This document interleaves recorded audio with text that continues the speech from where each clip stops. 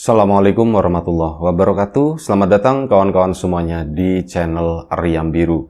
Terima kasih banyak untuk kawan-kawan semua yang sudah berkenan hadir di channel ini. Dan terima kasih juga untuk kawan-kawan semua yang kemarin sempat memesan bawang gorengnya Wiji. Terima kasih banyak, semoga suka bawangnya. Ditunggu pesanannya kembali. Terima kasih. Kali ini ada satu cerita datang dari Mas Tanto di Lampung. Mas Sutanto ya, biasa dipanggil Mas Tanto. Nah, Mas Tanto ini menceritakan tentang satu pengalaman horor yang pernah dialaminya sekitar tahun 2001. Jadi pada saat itu Mas Tanto masih pelajar, masih SMA. Nah, saat masih SMA tadi, Mas Tanto itu pernah mengalami sakit yang lumayan cukup parah dan durasinya itu lumayan cukup lama. Akhirnya apa? Mengganggu sekolahnya juga. Kelas 3 SMA, Mas Tanto itu 2 tahun. Dia nggak lulus karena itu tadi, karena memang dirinya itu sakit. Mohon maaf, tak ralat, kelas 2. Kelas 2-nya itu 2 tahun, jadi kelas 3-nya itu bukannya nggak lulus, tapi jadi ketinggalan 1 tahun sama teman-temannya yang lain. Nah, ini kelas 2 SMA itu sakit. Mas Tanto itu awalnya ya berangkat sekolah seperti biasa gitu ya. Dan seperti teman-temannya yang lain kan pada ikut ekstrakurikuler. Mas Tanto sendiri ikut salah satunya itu adalah basket. Dan ya diadakanlah sepulang sekolah sore harinya gitu ya. Dan Mas Tanto waktu itu memang nggak pulang. Pulang sekolah misalkan jam 2 atau jam berapa gitu ya, itu nunggu dulu gitu ya, sambil iseng-iseng main di lapangan gitu ya sama teman-teman yang lainnya. Jadi nggak pulang dulu karena rumahnya lumayan cukup jauh, nanti berangkat lagi itu kan ribet. Jadi udah hari itu memang nunggu di sekolah sampai memang jamnya ekstrakurikuler tadi. Lah sampai sore melakukan aktivitas itu basket sama teman-temannya yang lain. Cuman hari itu Mas Tanto merasakan ada sesuatu yang beda di sana. Dia itu merasa saat lagi latihan, nah di sekolahnya itu ada lapangan basket, di sebelahnya itu kayak ada semacam sanggar gitu ya, sanggar buat kegiatan sekolah di situ ya. Kalau misal pentas seni atau apa gitu. Nah ada itunya. Ini Mas Tanto kan latihan di tempat basket, terus di sampingnya itu ada lapangan voli. Nah setelah itu baru sanggar. Jadi memang lumayan cukup berjarak ya, lumayan cukup jauh. Dan di daerah sanggar tersebut memang lumayan cukup gelap juga, karena ketutup ada beberapa tanaman yang ditaruh di dalam pot gitu ya, pot-pot besar. Tanamannya pun tingginya lebih dari 2 meter. Mas Tanto sambil main di sana, itu sempat ya namanya main basket kan matanya jelalatan ke sana kemari gitu ya. Kadang nggak fokus nengok ke arah itu tadi, ke arah sanggar. Hari itu tuh ada yang aneh. Jadi Mas Tanto selama bermain itu, dia merasa kayak diperhatikan. Ya memang ada beberapa anak-anak yang lain yang berada di pinggir lapangan gitu ya. Ada beberapa cewek-cewek juga gitu. Itu pada nontonin, cuman ini tuh beda gitu. Rasanya tuh aneh. Dicari pertama gitu ya, Mas Tanto ngerasa aku kayak nggak tahu, perasaanku kok nggak enak begini ya, aku kok ngerasa nggak nyaman, kenapa gitu. Akhirnya dicari-cari gitu, matanya pendirangan gitu kalau bahasa sininya, jelalatan ke sana kemari. Dan akhirnya setelah merasakan perasaan yang nggak nyaman itu selama beberapa menit, Mas Tanto itu sadar dia lagi diperhatikan oleh satu sosok di sana. Sosok itu nggak terlalu jelas, cuman kayak hitam gitu doang. Hitam tapi hitam yang berpakaian gitu ya. Bukan hitam kayak orang kurus kayak gitu ngebentuk badan, enggak. Tapi ya kayak begini, kayak pakaian panjang, kepalanya juga ketutup.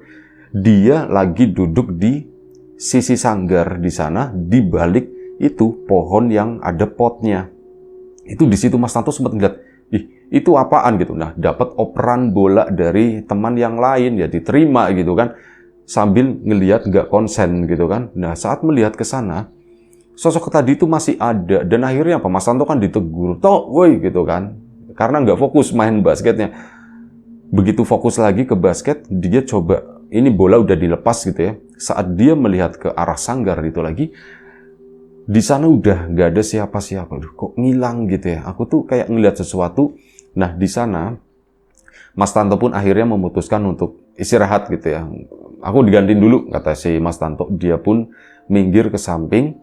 Ini ya cuman ngeliat ke arah belakang. Ini gabung sama teman-teman cewek di situ. Terus ada salah satu teman ceweknya itu negor si Tanto. Tok, kenapa sih Tok? Kamu kenapa Tok? Pas tadi lagi main, kok kayak nggak konsen gitu ya. Si teman cewek itu tadi pun nengok ke arah sanggar sana. Cuman ya nggak ada apa-apa gitu ya. Mas Tanto pun nengok ke situ, pertama itu nggak ada. Enggak ada apa-apa. Aku cuman kayak ngerasa ada yang ngeliatin katanya. Ya orang kamu lagi main ya pada ngeliatin lah kalau kamu misal dapat bola totok gitu, kata si temannya yang cewek-cewek tadi. Enggak, maksudku tuh bukan. Aku tuh kayak ngerasa di sanggar sana itu kayak ada yang duduk. Nah ini cewek-cewek kan, toh jangan kayak gitu dong, jangan kayak gitu. Padahal itu masih terang ya, baru sekitar jam 4:30 gitu. Ya masih terang lah langit itu. Tok jangan kayak gitu, jangan kayak gitu. Enggak, ini beneran aku tuh ngerasanya seperti itu, kata si Mas Tanto. Kayak ada yang merhatiin, cuman ya enggak ada. Terus udah, Mas Tanto pun balik sambil balik ke arah ini ya, anak-anak yang lagi pada main basket tadi. Sambil pikirannya tuh ya melayang sendiri kemana-mana gitu. Itu tuh apa ya kira-kira? Dibilang serem ya enggak, dibilang enggak ya serem. Kok duduk di situ? Atau penghuni sekolah sini kali ya? Mas Tanto pun iseng nengok lagi ke belakang, dia pun nggak melihat apa-apa sampai kurang lebih sekitar jam 5 sore. Jam 5 sore udah kelar gitu ya, udah bubar. Yang lain juga udah pada beres, pada minggir semuanya. Nah giliran mau pulang, Mas Tanto itu sempat ngelihat ke arah sanggar lagi. Karena pulang itu nanti lewatnya ke situ gitu. Ngelihat ke arah sana, si sosok tadi tuh masih ada lagi gitu ya. Kali ini ada, dan sebelumnya kan duduk posisinya. Ini tuh berdiri bener-bener kayak ngumpet di belakang pot itu ya.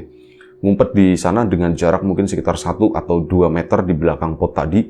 Duh, dia ada lagi gitu kan. Si Mas Tanto cuman nunduk begini, jalan rame-rame bareng sama teman-temannya, ngelewatin sanggar tersebut. Dan Mas Tanto berharap sosok itu tuh udah nggak ada. Kalaupun ada, ya anggap aja semoga ini Pak Tarna gitu. Pak Tarna itu tukang kebun dari sekolah tersebut. Semoga Pak Tarna gitu kan. Pas dilihat lagi kesan masih ada, dan itu tuh bukan Pak Tarna, itu cuman sosok hitam berdiri, mukanya itu nggak kelihatan karena masih ketutup. Mas Tanto belum lewatin pot itu ya. Jadi mukanya si orang tadi bagian atasnya itu masih ketutup sama tanaman. Bagian bawahnya itu kelihatan, ya itu cuman kayak kain-kain hitam begitu doang, kayak kain tebal semacam itu. Lewatin ke sana lagi, masih ada. Bahkan apa, saat udah memasuki sanggar, ini kan samping-sampingan gitu ya. Mas Tanto ngelihat ke arah samping sana dengan jarak mungkin 3-4 meter, sosok tadi tuh masih berdiri. Dan Mas Tanto di sana baru nyadar. Mas Tanto sebagai pemain basket itu kan secara fisik itu lebih tinggi dari anak-anak pada umumnya gitu ya. Emang jangkung gitu. Tanto jangkung, ini ngelihat ke arah itu, ini lebih tinggi lagi dari si Tanto. Ini apa sebenarnya, kata si Mas Tanto kan. Yang lain, dan anehnya itu apa? Semuanya anak-anak yang ada di situ seolah-olah itu pada diem, gak bersuara sedikit pun. Kayak telinga yang tiba-tiba bunyi nging, kayak gitu loh. Hening, cuman ada bunyi nging gitu doang. Mas Tanto ngelihat lagi ke arah sana. Ya si sosok itu memang berdiri, cuman berdirinya itu nggak menghadap ke arah dirinya. Jadi dia pun nggak bisa melihat mukanya, sosok itu tuh ngadepnya tuh ke arah sana, searah sama Mas Tanto jalan. Ke samping pun nggak kelihatan sama sekali mukanya itu seperti apa. Dia pun akhirnya terus melangkah ke sana, keluar. Nah begitu menuruni sanggar tadi, udah lewat, jreng, baru kedengeran ini suara anak-anak gitu ya, pada ngobrol-ngobrol, ada yang cuci muka dulu atau apa. Mas Tanto pun kayak terbangun dari lamunannya, nengok ke arah sana, gak ada. Sosok tadi itu udah hilang. Nah udah, dia pun siap-siap pulang ke rumah sana, bawa motor gitu kan. Akhirnya naik motor, pulang ke rumahnya. Begitu pulang ke rumahnya, Mas Tanto itu cerita sama bapak sama ibunya. Pak, Bu, aku tadi di sekolah itu ngalamin sesuatu yang aneh katanya. Aneh kenapa toh? Diceritakan semua apa yang dialaminya tadi. Ya bapak sama ibunya cuman bilang ya itu mungkin penghuni sekolah kali ya, biasanya sekolah kan kayak gitu, ada aja penghuninya katanya begitu kan. Mas Tanto sendiri ya memang pernah mendengar mengenai sekolah itu ya, mungkin kawan-kawan gitu ya juga pernah mendengar kisah-kisah misteri, kisah-kisah horor atau apa yang berhubungan dengan sekolah kawan-kawan. Biasanya itu ada aja, pokoknya biasanya itu nggak jauh-jauh dari WC atau dari tangga atau dari pojokan kelas atau apapun itu ya, biasanya seperti itu. Nah, Mas Tanto pun sama, tahu cerita riwayat begini-begini, cuman ya biasanya yang didengar itu nggak jauh-jauh dari kuntilanak, pocong gitu ya. Kalau ada genderuwo, terus ada anak-anak kecil dan sebagainya. Belum pernah mendengar ada sosok hitam yang tinggi gitu ya, lebih tinggi dari dirinya dengan wujud yang seperti itu. Belum pernah didengar sama Mas Tanto sama sekali. Hal itu pun disampaikan ke orang tuanya. Aku tuh belum pernah Pak dengar ya kalau cerita-cerita sekedar ini itu di ruangan pojok sana itu ada pocongnya atau apa gitu ya, makanya nggak dipakai sampai sekarang. Itu pun ya aku udah pernah dengar, cuman yang wujudnya kayak gini tuh aku belum pernah dengar Pak. Ya sudahlah, ya namanya kayak gitu kan, nggak semuanya orang ngelihat. Mungkin hari itu kamu lagi capek atau gimana, ya akhirnya kamu pun dikasih lihat seperti itu. Iya Pak, ya wis intinya Mas Tanto pun puas menceritakan hal tersebut begitu ya. Mas Tanto pun seperti biasa aktivitas, malam harinya itu juga masih sempat sholat di di musola terdekat situ. Nah, sepulang sholat Isya, Mas Tanto pulang ke rumah sana, dia itu kesandung sesuatu yang dia juga bingung. Dia kesandung, tapi kesandung sampai jatuh gitu ya.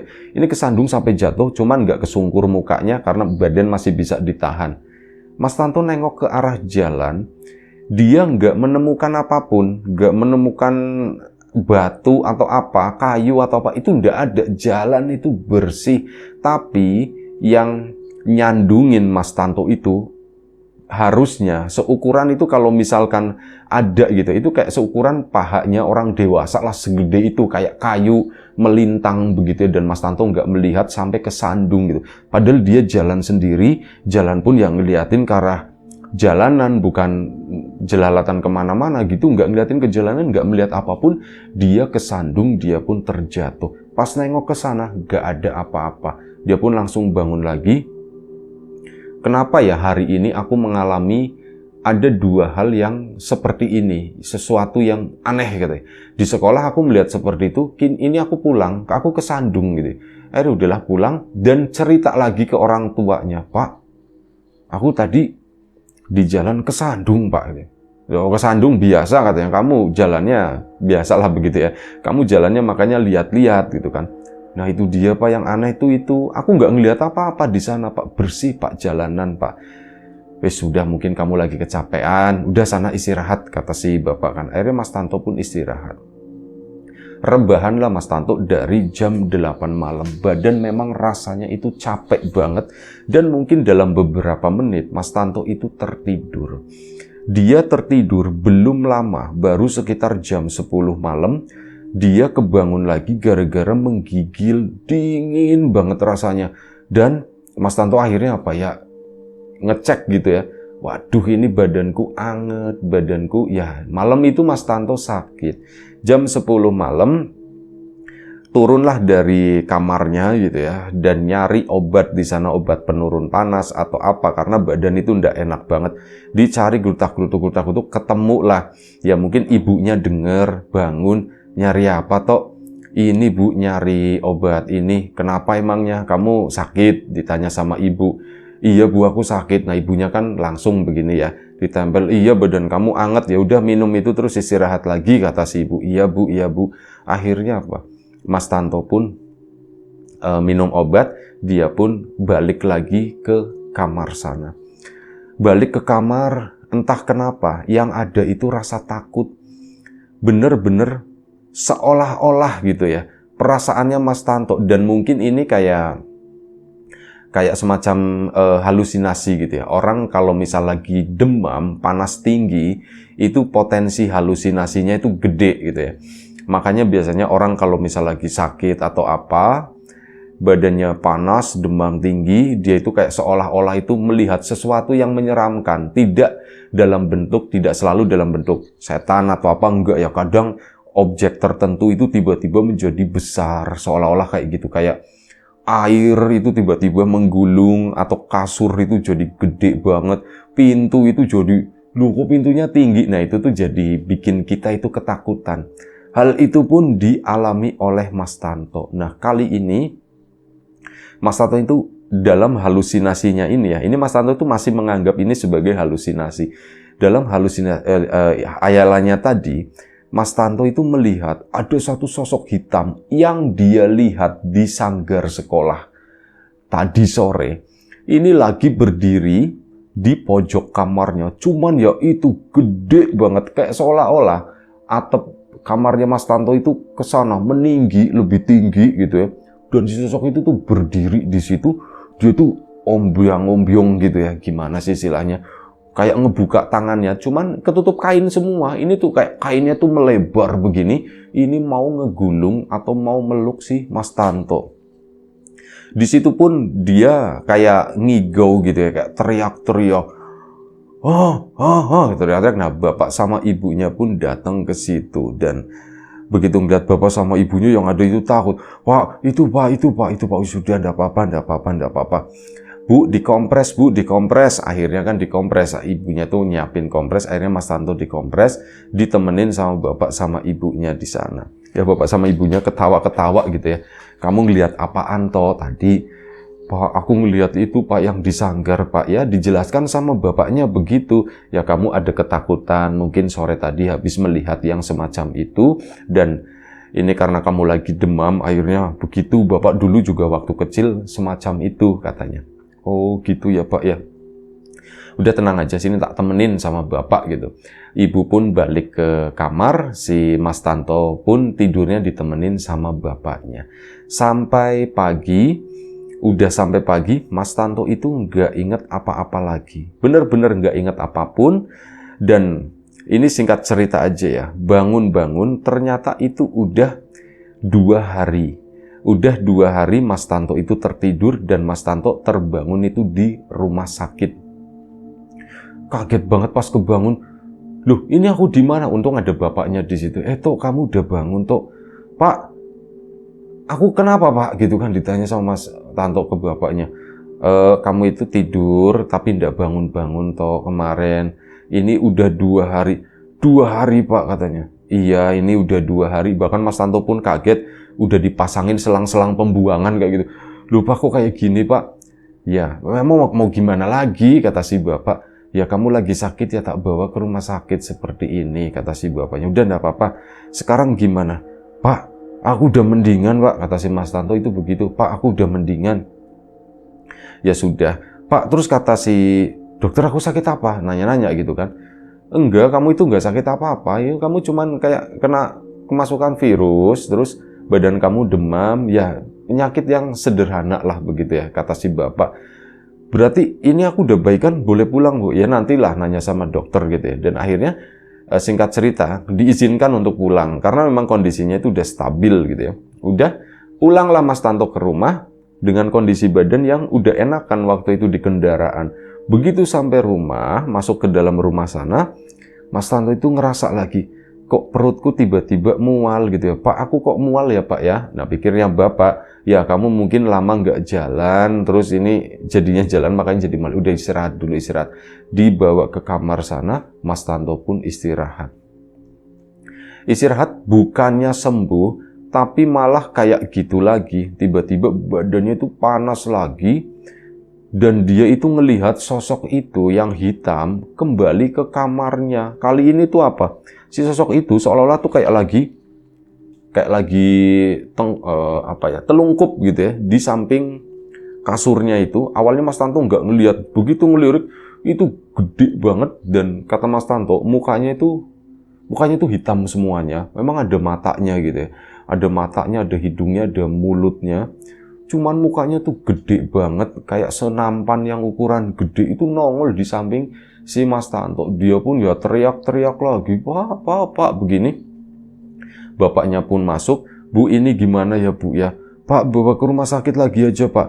Mas Tantonya, Bu, nggak usah, Bu. Nggak usah, aku nggak usah dibawa ke rumah sakit, Bu. Mas Tanto nggak mau. Lah terus kalau nggak mau dibawa ke rumah sakit, udah nggak apa-apa, Bu, aku dikompres aja. Kasih obat, itu kan masih ada, Bu, obat dari dokter. Ya sudah, kalau kayak gitu, memang belum minum obat waktu itu kan. Akhirnya dikasih minum obat, ditemenin sama bapak sama ibunya. Ya kayak gitu Mas Tanto udah mulai tenang. Tapi keesokan paginya Mas Tanto itu nggak bisa berjalan. Dia itu kaki itu lemes banget. Jari masih bisa digerakkan, tapi untuk menahan bebannya Mas Tanto yang sebenarnya nggak terlalu berat. Mas Tanto itu orangnya kurus, jangkung gitu ya. Nggak terlalu berat badannya karena dia rajin olahraga gitu, basket kan. Cuman apa? Kaki itu lemes banget, nggak bisa. Pagi-pagi waktu itu kebelet pipis, turun dari ranjang itu tiba-tiba kedabruk jatuh. Nah, di situ kan saudara-saudaranya Mas Tanto itu karena ngedenger ada yang sakit pada datang gitu kan. Mas Tanto pun akhirnya pipis pun dibantuin, dibawain kaleng sama plastik di situ, pipisnya di dalam kamar di sana karena susah untuk ke belakang kan. Nah, beberapa kerabatnya itu datang. Begitu datang, ada sesuatu yang nggak biasa juga. Mas Tanto itu punya kerabat di Banten sana. Ini adalah bulenya Mas Tanto. Secara tiba-tiba itu datang juga ke rumah. Kaget gitu kan, loh kamu kapan kesini? Ibunya itu dari luar itu udah menyambut gitu ya. Loh kamu datang kok nggak ngabarin atau apa gitu. Iya Mbak, aku buru-buru katanya begitu. Tanto mana gitu kan. Bulenya tuh langsung nanya seperti itu. Tanto mana? Suami istri mereka datang. Oh Tanto lagi di kamar. Loh sampean denger Tanto sakit dari siapa? Nanti ceritanya kata si bulenya itu kayak gitu ya. Akhirnya apa? Ke situ masuk ditengokin ke dalam. Lah ini Mas, ini gimana Mas katanya. Nah kata si suaminya, ya sudah dibawa ke sana aja, ke Banten aja dibawa ke situ katanya. Dibawa ke Banten. Nah ibunya Mas Tanto kan bingung, Mas Tanto juga sama. Loh kenapa emang kenapa? Tok, ini kamu sakitnya nggak beres Tok, kata si bule itu begitu. Kamu sakitnya nggak beres.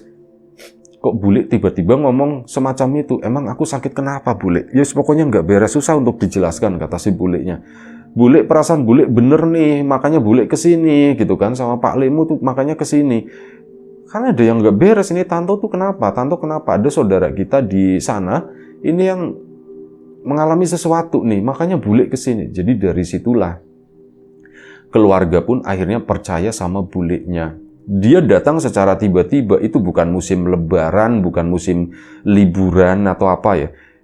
Tapi kok tiba-tiba datang ke sini gitu kan, dan langsung ngomong seperti itu. Begitu datang nyariinnya itu Tanto. Ya udah, memang bulenya itu ada kecenderungan suka dengan hal-hal semacam itu dari masa mudanya. Nah, udah kan?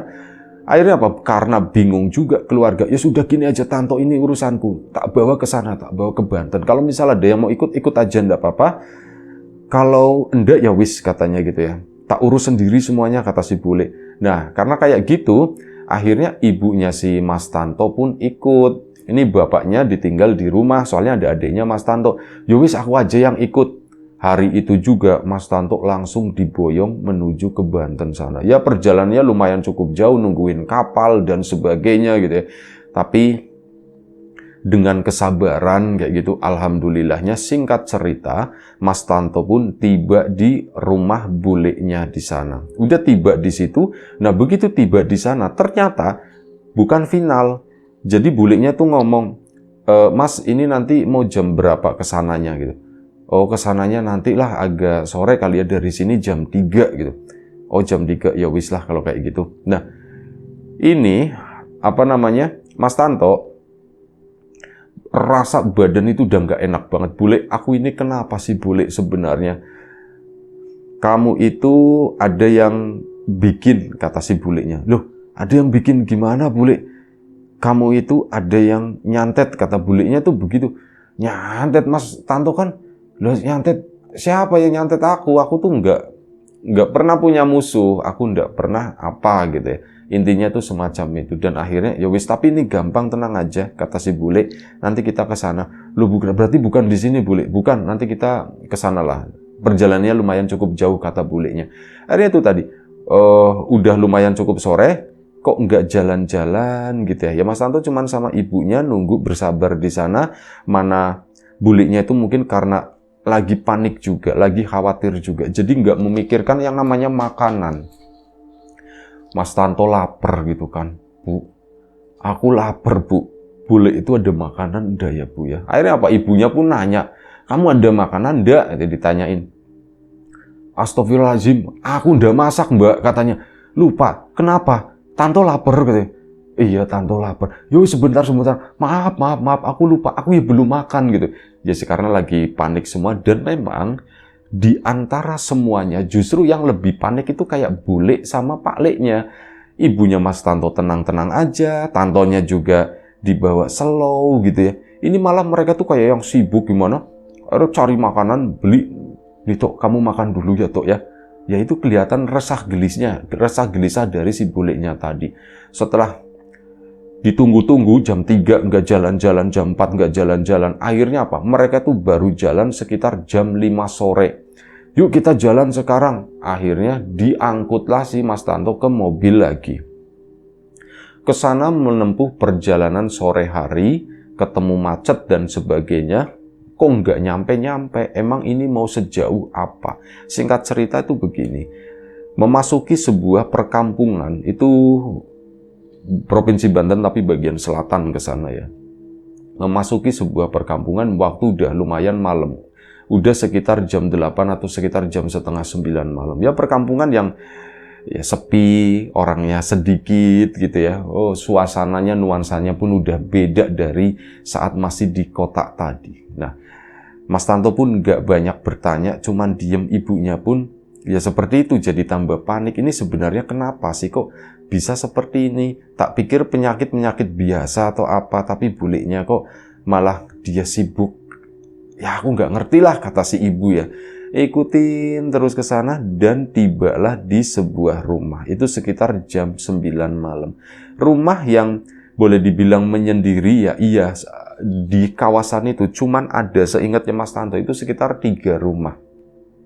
Rumah ini adalah rumah paling kiri, sebelahnya ada rumah lagi, ada rumah lagi. Nah ini rumah paling kiri, rumah yang biasa aja gitu ya, rumah yang pada umumnya, cuman posisinya itu agak naik ke atas. Mobil pun masuk ke sana, ketok-ketok dulu bulenya, dan ternyata tuan rumahnya itu ada.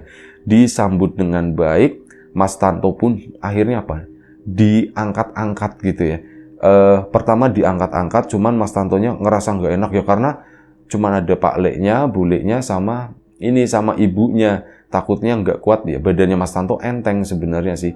Cuman karena nggak enak, udah nggak apa-apa aku coba jalan sendiri, tapi tetap dibantuin begini sama Pak Leknya ya. Akhirnya bisa berjalan masuk ke dalam rumah tersebut. Masuk ke dalam rumah yang didapati itu apa? Ruangan lebar. Jadi begitu masuk, ini nggak ada ruang tamu, nggak ada sekat-sekat gitu ya. Sekatnya itu di bagian belakang rumah tadi. Di ruangan tengah itu lumayan cukup lebar menyamping, cahaya redup. Lampunya itu cuman kayak lampu warna kuning kayak gitu. Masuk ke situ, digelarin karpet semuanya di sana. Ya sudah, Mas Tanto pun dibawa masuk ke situ, dan sudah Mas Tanto pun rebahan akhirnya kan, bantal pun dikasih rebahan di sana. Bulenya pun langsung ngomong, ada seorang laki-laki sama perempuan, suami istri ini udah tua semua. Mungkin kalau diperkirakan usianya sekitar 70 tahunan segitu ya, 70 tahun lebih lah. Mereka datang ke situ. Oh ini yang dari Lampung itu ya, katanya. Iya dari Lampung. Ya Mas Tanto mikirnya, oh mungkin bule itu udah cerita ke dia via telepon atau apa gitu. Cuman masa iya di daerah seperti ini kok ada telepon gitu ya, apalagi orang tua begini, mana ngerti pikirannya Mas Tanto. Ini kan tahun 2000-an ya, handphone itu nggak kayak sekarang. Masa kok bisa tahu ya ini dari Lampung? Ya sudah, Mas Tanto itu karena lemes udah pasrah begitu aja, dan memang hawanya itu agak-agak sedikit ngantuk. Dia pun bersabar ya, mendengar samar-samar bule sama kedua orang tua kakek nenek itu ngobrol. Setelah beberapa menit, dan Mas Tanto kan tadi kondisinya itu ngantuk ya, kayak meremelek, pikiran pun antara sadar dan gak sadar. Tiba-tiba Mas Tanto itu merasa badannya itu kayak melayang, kayak diangkat sama orang-orang. Mas Tanto kan melek. Begitu nengok ke arah samping, ini siapa ya, kok aku nggak ada yang kenal, kayak seorang perempuan semuanya. Mereka tuh pakai kemben gitu ya, tapi kayak perempuan-perempuan gadis desa semacam itu. Ada 5 orang di sana tuh mepet-mepet ngangkat Mas Tanto. Duh, ini mereka siapa gitu. Mas Tanto sendiri dalam kondisi nggak bisa ngomong. Kayak mungkin bisa, tapi dia menahan untuk tidak mengeluarkan suara begitu ya. Tetap begini, alah udahlah, cuman ngelirik terus. Mungkin takutnya ketahuan atau gimana, pura-pura merem lagi, kok aku diangkat seperti ini ya. Terus dipindahin ke tengah ruangan tadi. Tengok-tengok ke sana kemari, nggak ngelihat ibunya, nggak ngelihat bulenya, pakleknya itu nggak ada. Cuman ada 5 perempuan itu sama ada kakek dan nenek itu berdiri, duduk di atas kakinya, ditekuk kakinya ya. Itu di situ, dan Mas Tanto dibawa ke hadapan mereka. Si nenek itu nanya, "Kamu kenapa?" Ditanya begitu kan. Mas Tanto, "Aku ndak ngerti mbah," kata si Mas Tanto. Jawabnya seadanya dan lemes banget. "Aku ndak ngerti mbah." "Oh ya wis, ndak apa-apa." Ini dipanggilin semuanya, kelima-limanya namanya, macem-macem gitu ya. Ini gitu. Ya wis.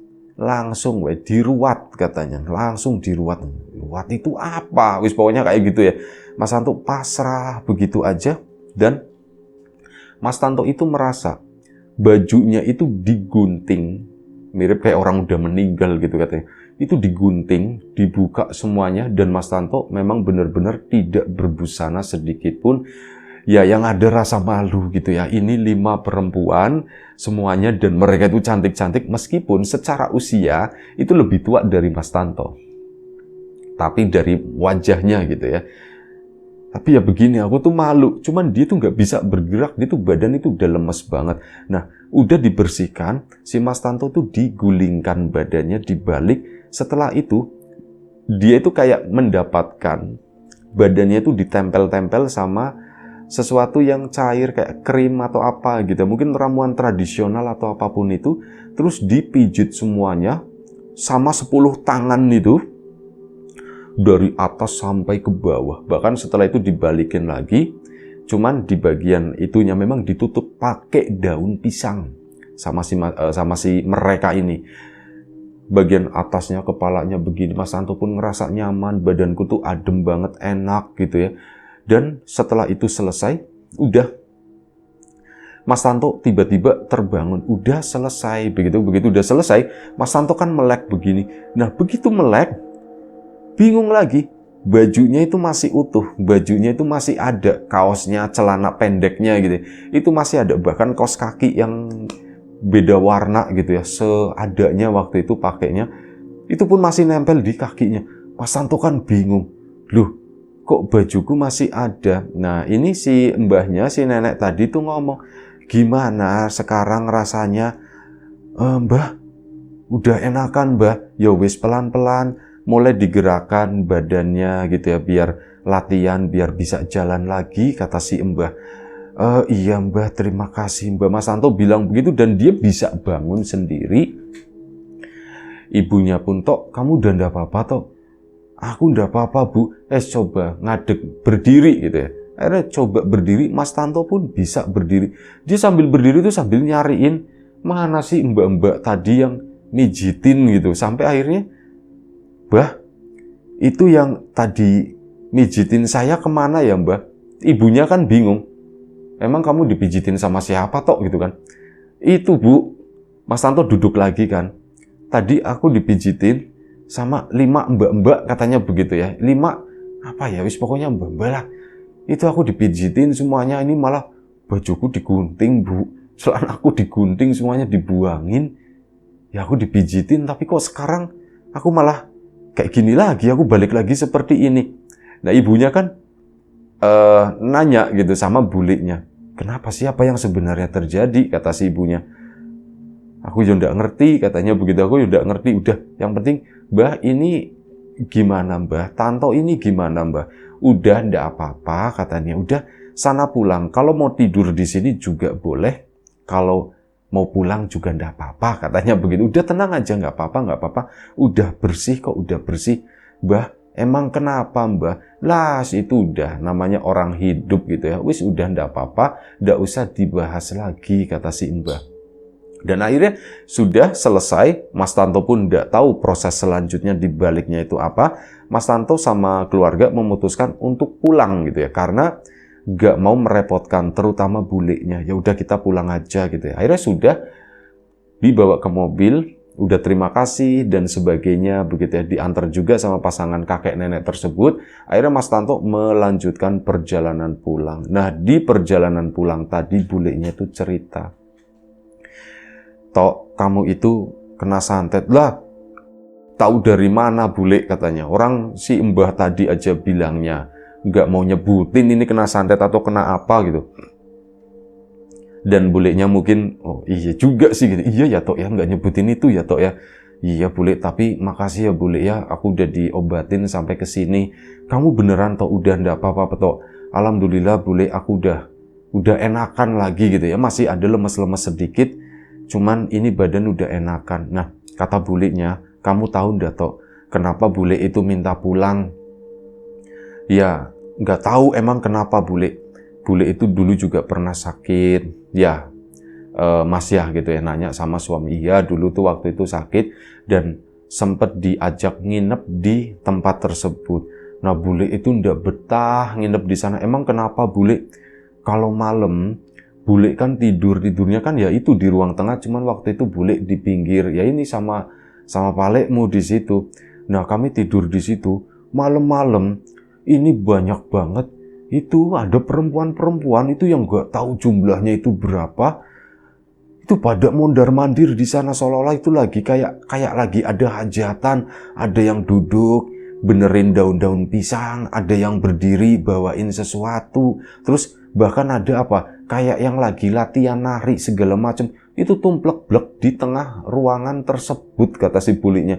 Dan bule takut gitu kan, waktu itu bilangnya bule takut. Enggak lah, ini serem banget soalnya baunya itu juga udah bukan bau manusia, katanya. Lu bau apa bule? Bau bangkai atau gimana? Enggak, bukan bau bangkai, cuman wanginya tuh wangi-wangi aneh. Wangi tapi seperti wangi saripati tanah. Gimana sih, kata si ibunya. Oh begitu ya bule ya. Iya, makanya bule enggak mau kalau misal di situ. Makanya udah selesai ya pulang gitu kan, dan diizinin pulang. Alhamdulillah, wis semoga kamu enggak apa-apa. Tapi ini untuk sementara waktu kamu di tempat bule aja gitu ya, sampai benar-benar fit ya, Tok ya. Iya bule. Akhirnya ke rumahnya bulenya. Malam itu istirahat gitu ya. Pagi harinya Mas Tanto itu udah normal. Pagi-pagi udah bangun, mandi gitu ya. Ibunya, loh Tok kamu udah mandi Tok? Gak apa-apa Bu, aku udah sembuh Bu. Lagian aku lengket banget badannya begini.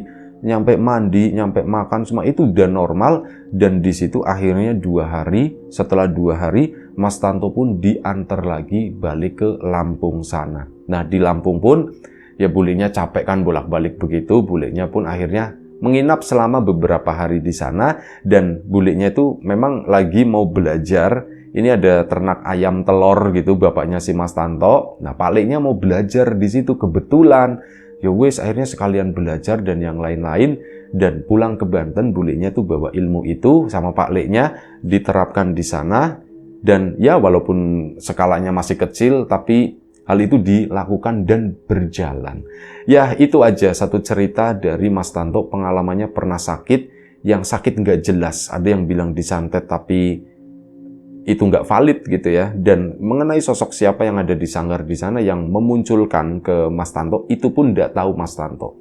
Jadi itu aja. terima kasih Mas Tanto atas ceritanya. Kawan-kawan di rumah juga terima kasih banyak atas support dan dukungannya. Apapun itu, kawan-kawan subscriber, kawan-kawan membership, kawan-kawan yang udah kasih support dalam bentuk super thanks ke Riam Biru, terima kasih banyak. Kawan-kawan yang udah ngasih like, udah nge-share ke yang lainnya, kawan-kawan yang udah ninggalin komentar juga terima kasih banyak. Semoga semua kebaikan-kebaikan itu nanti dikembalikan lagi ke kawan-kawan semua menjadi sesuatu yang lebih besar, sesuatu yang lebih berarti, sesuatu yang lebih bermanfaat lagi nantinya. Doa terbaik dari kami untuk kawan-kawan semua, semoga selalu diberi kemudahan dalam hal apapun, termasuk kemudahan dalam hal rizki, yang sakit segera diberi kesembuhan, yang sehat tetap dijaga kesehatannya. Baik, sampai jumpa di episode selanjutnya Riam Biru. Sekali lagi terima kasih banyak, jaga kesehatan kawan-kawan semuanya. Assalamualaikum warahmatullahi wabarakatuh.